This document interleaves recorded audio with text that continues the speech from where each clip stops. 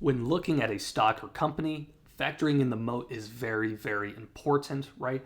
People kind of get confused on what a moat is because it's kind of a lot of different things, but essentially it is the competitive advantage that your company has over others. And there's so many different things, elements to that, right? For example, TSM is a really good example of having a large share of the market, right? No one else can really do what TSM does as good as they can do it, right? Samsung is a competitor and they do that 3 nanometer, 2 nanometer advanced chips, but TSM has 85 to 75% of the market share, right?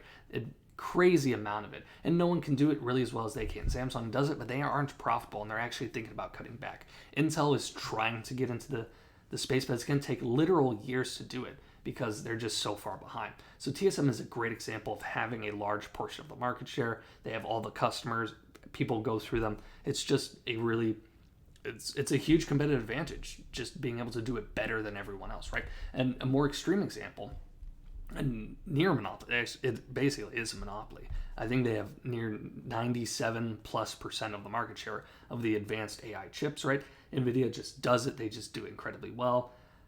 And AMD is kind of like the only company that's kind of lurking. Maybe we'll get in this thing, but it's really not that close. And you can see 250 or 2,500% is insane growth, even over the last year, right? Crazy growth. But it's because what they're looking for is so important and everyone wants it. So that's another motor. I mean, right? Is everyone wants it, everyone needs it, and they're the only ones that got it. That is crazy good. There's a reason they've done so freaking well, right? Another example is name brand awareness, right? That is a type of mode, right? Everyone knows who Coca-Cola is. It's one of the most popular companies in the entire world.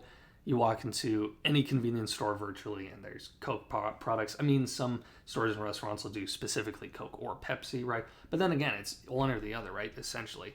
So they just have a huge name brand awareness, and that is good because if you're walking into a store and you only know so many brands, you're probably not going to grab the random weird one.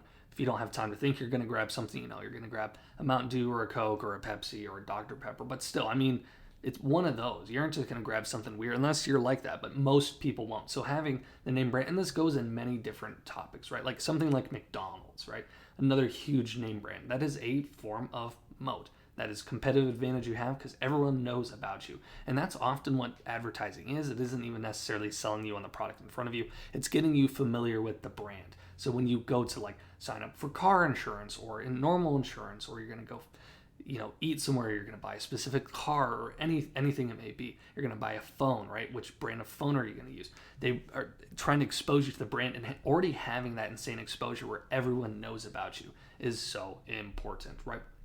Another one, Boeing I'm going to use this as two examples. One is an example of needing a crap ton of money to get into this business, right? Boeing has not been doing well. It's clear from the 5-year chart, down 56%. But they still don't really have a lot of competition. There's Airbus and there's some trying to get into it, and China's tried to get into, this space forever. But there is a massive issue, right?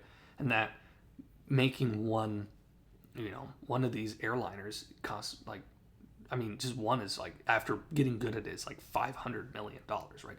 They are so expensive. They are crazy expensive, right? It's for example, they call this a barrier to entry, right? You'll see this in business all the time, right? If you want to start a restaurant, a sandwich shop, right? It might be complicated, but basically anyone can do that, right? You save up money, you rent commercial real estate, you make a sign, you hire someone for a sign, and then you get ingredients and you make sandwiches, right? Anyone can do that. You want to go start, your local, we're going to go make airliners, right? Well, how much money do you need for that? Well, a couple 10, 100 billion, and we can, right? No one has a couple 100 billion laying around. And if you do, I would love to have some, but you don't, because no one does. Because companies like this that require so much capex, they require so much money being poured into them, right? That's another crazy economic. There's the high crazy barrier to entry. Same with TSM. TSM has this as well. No one can really do it because Intel is trying to get into it, but it's going to take them 3 to 4 years, right, just to get profitable or break even. Excuse me. It's not even that good, right? That's their goal, is 2027. So something like Boeing, it has a crazy barrier to entry into the industry, And that's part of the reason why, they've been around so long. I mean, but like if you look at the history of the stock, right? They're obviously really good, 2018, whatever. But even then, since 2014, you're flat basically. 10 years, you have no dividend, you're unprofitable. But the reason they're still up so much is just because no one can do what they do. And if someone ever surpasses them, they're probably cooked. So, I mean, I guess that's part of it, is you can become a poor company if you don't do it. So, moat isn't everything either. Just because you have a great moat doesn't mean you'll succeed. And right, like what we're looking at now, Boeing is not succeeding right now. They're doing quite the opposite. They're just kind of a disaster right now. If you own it, I'm not trying to diss you too much because I understand the underlying investment. And if they do turn things around, they will become way more. They'll be very valuable. They'll probably make really good on this specific stock. But it's just the example to me of a not good one. So yeah, moat, and there's so many more examples outside of this as well. There's so much that go into moats, right?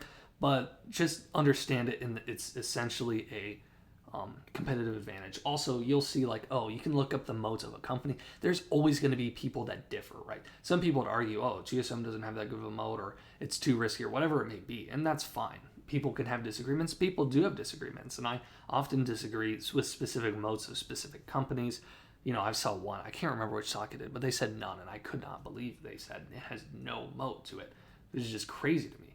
But people disagree on it. So you kind of have to factor in what the moat is, but you also have to kind of, if you differentiate yourself, I think this is more or less than what other people think. That can be a good thing, right? It can be a bad thing if you're wrong, but it can be a very good thing because you can find value in something that not necessarily everyone looks at.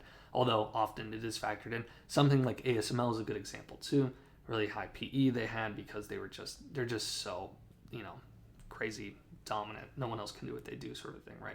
Like I said, there's a lot of companies in this specific industry, in the supply chain of NVIDIA, that have really high moats. TSM is one, AMAT is another, ASML or LAM, LRAC, I think, LRA company or whatever.